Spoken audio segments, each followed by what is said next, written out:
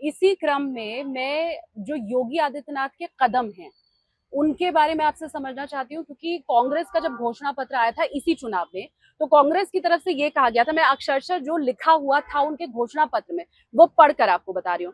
कांग्रेस ये सुनिश्चित करेगी, घोषणा पत्र की लाइन है, कांग्रेस ये सुनिश्चित करेगी कि प्रत्येक नागरिक की तरह अल्पसंख्यकों को भी पोशाक, खान पान, भाषा और व्यक्तिगत कानूनों की स्वतंत्रता हो।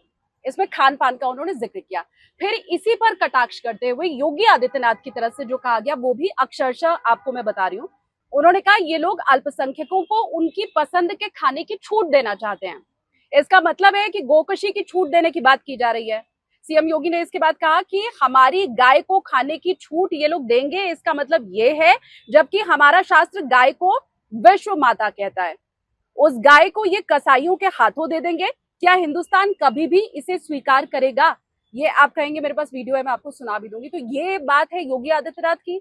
उसके बाद बहुत से बूचड़ खाने जो लाइसेंस के तहत नहीं चल रहे थे, गैर कानूनी थे, उनको बंद कराया गया। और ये कांग्रेस का घोषणा पत्र जो मैंने आपको सुनाया। अब इसके ऊपर आपकी प्रतिक्रिया।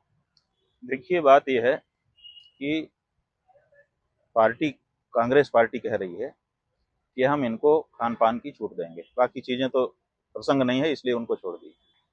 खान पान के बारे तो मतलब इस्लाम का जो खान पान है उस पर रोक नहीं लगेगी। इस्लाम में जिनको खाने के लिए कहा गया है उनको खाने दिया जाएगा, ये कहना है। तो पहली बात तो ये है कि इस्लाम में ऐसा कहीं विधान नहीं है। अभी तक किसी मुसलमान ने हम लोगों को ऐसी लाइनें नहीं दिखाई है कि गाय का मांस खाना हमारे लिए धार्मिक रूप से अनिवार्य है। ये उन्होंने व्यवहार में बना रखा है। जब कोई कन्वर्ट होता है तो कहते हैं जब तक तुम गाय का मांस नहीं खाओगे हम तुमको मुसलमान नहीं माने। ये ठीक है, लेकिन उन्होंने कोई शास्त्र अपना नहीं दिखाया है कि एक मिनट रोक रही हूँ आपको। ये आपने बिल्कुल ठीक कहा कि उनके यहाँ अनिवार्य नहीं है, लेकिन प्रतिबंधित भी नहीं है जैसे हमारे यहाँ। ठीक है, प्रतिबंधित नहीं है ना, उनके यहाँ प्रतिबंधित अच्छा, है। दूसरा मांस, ठीक है, प्रतिबंधित नहीं है लेकिन अनिवार्य भी नहीं है। एक तो धर्म का अनिवार्य अंग नहीं है कि आपको मांस खाना ही होगा, गाय का मांस। दूसरी बात यह है कि उनके शास्त्र में ये लिखा हुआ है कि तुम जिस देश में रहते हो उस देश में जो कानून हो उसको पालन करोगे और अपने लिए प्रयास करोगे कि हमारा कानून बन जाए। लेकिन जब तक आप अपना दारुल हरब कहते हैं, जब तक आप अपना इस्लामिक राज्य नहीं स्थापित कर देते हो उसके लिए प्रयास करते रहोगे, लेकिन जब तक स्थापित नहीं है तब तक जो कानून है उसको पालन करोगे। तो इस्लाम ये भी कह रहा है कि आप जिस देश में रहे हैं उस देश के कानून, इसका मतलब कि उस देश में जो बहुसंख्यक होंगे वो अपना कानून बनाएंगे, आपको उसको ओबे करना है। तो ये भी उनको ऊपर बंधन हो गया। पर कहाँ हो रहा था गुरुजी? 3 तलाक अभी तक चल रहा था। यूनिफॉर्म सिविल कोड को लेके पूरे देश में 3 तलाक क्यों चल रहा था? क्योंकि 3 तलाक उन्होंने बंद किया ही नहीं था भारत की सरकार ने। भारत की सरकार ने उनको अपने धर्म के अनुसार रहने की छूट दी हुई थी, इसलिए चल रहा था। आज बंद हो गया। आज क्या है, अब उनके धर्म में है 3 तलाक, लेकिन भारत में नहीं दे सकते। अंतर हो गया कि नहीं हो गया? और उन्होंने मान लिया। हाँ। इसका मतलब है कि जिस देश में रहेंगे उस देश के जो कानून होंगे उसको पालन करना पड़ेगा। ये उनका धर्मादेश है, उन्हीं के ही धर्म में कहा गया है।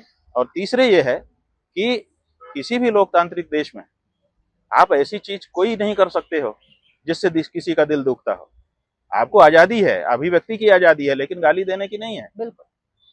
आप ऐसा नहीं कर सकते कि अभिव्यक्ति की आजादी हमारे संविधान में कही गई है इसलिए हम तो जिसको जो चाहेंगे कहेंगे, ऐसा नहीं हो सकता है। उसकी भी एक सीमा है कि बिना किसी के दिल को दुखाए आप अपनी अभिव्यक्ति कर सकते हैं, बिना किसी को चोट पहुंचाए किसी भी तरह की।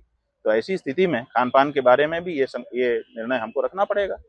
तो एक तो ये बात हो गई, लेकिन कांग्रेस तो इसके पक्ष में ठीक है। कांग्रेस क्या करती है उससे हमें क्या लेना देना है। कांग्रेस ने जो कहा उसके सामने हमने बात बता दी कि ऐसा कुछ नहीं है कि मुसलमानों के लिए अनिवार्य हो, ऐसा भी कुछ नहीं है कि वो हमारे देश में रहते हैं तब भी वो अपने की जिद कर दें, और ये भी नहीं है कि किसी के दिल को दुखा करके वो ये खाएं। पर आजादी रहेगी तो आपकी मांग तो पूरी नहीं हो पाएगी। क्यों नहीं हो पाएगी? हाँ। जब हमारे ज्यादा लोगों का दिल दुख रहा है, ऐसा कैसे कानून बन सकता है कि ज्यादा लोगों को दुखने वाला कोई व्यक्ति को छूट दे दी जाए? बताइए। गाड़ी आपकी चलती है, आप दोनों तरफ तलवार बिल्डिंग करा करके चल पाएंगे? बिल्कुल। कि जो बगल में आए वो कट जाए? ऐसी कार को परमिशन मिलेगी, लाइसेंस मिलेगा सड़क पर चलने का? कोई कहे नहीं हम तो यही डिजाइन बना के चलेंगे, ये नहीं हो सकता है। किसी को क्षति पहुंचे, किसी को मानसिक आघात पहुंचे, शारीरिक आघात पहुंचे, आर्थिक आघात पहुंचे, सामाजिक आघात पहुंचे, ऐसा कोई कार्य अनुमति नहीं किया जा सकता। तो इसलिए किसी हालत में ये तो अनुमति हो नहीं सकती, कानून हो ही नहीं सकता, और कोई भी यहाँ आ जाए वो एक नहीं कर सकता। दूसरी बात यह है कि जहां तक आदित्यनाथ जी की बात आपने कही कि उन्होंने इसको पकड़ा बात को और पकड़ करके इसकी व्याख्या की और कहा कि क्या हिंदुस्तान इसको स्वीकार करेगा? उन्हीं की तो 10 साल सरकार थी, जिस सरकार में वो हैं उसी की डबल इंजन की सरकार थी। उनका इंजन तो पीछे वाला इंजन था ना, उसके आगे वाला इंजन तो केंद्र में बैठा था डबल इंजन की सरकार का। 10 साल में क्यों नहीं किया उन्होंने? उनके पास बहुमत था, उनके पास बोल्डनेस थी। उन्होंने गाय की हत्या को दंडनीय अपराध घोषित करने का और गाय को पशु की श्रेणी से हटाने का काम क्यों नहीं किया 10 साल में? ये इसका भी तो जवाब उनको साथ साथ में देना चाहिए। वो केवल कांग्रेस के लिए आप बोल दो और अपनी पार्टी के लिए कुछ मत बोलो, ये सुविधा किसी को नहीं मिल सकती है। आप सुविधा से नहीं वक्तव्य दे सकते हैं, आपको सिद्धांत निरूपण करना पड़ेगा और उसकी जद में जो आते होंगे सबको उत्तरदायी बनाना पड़ेगा।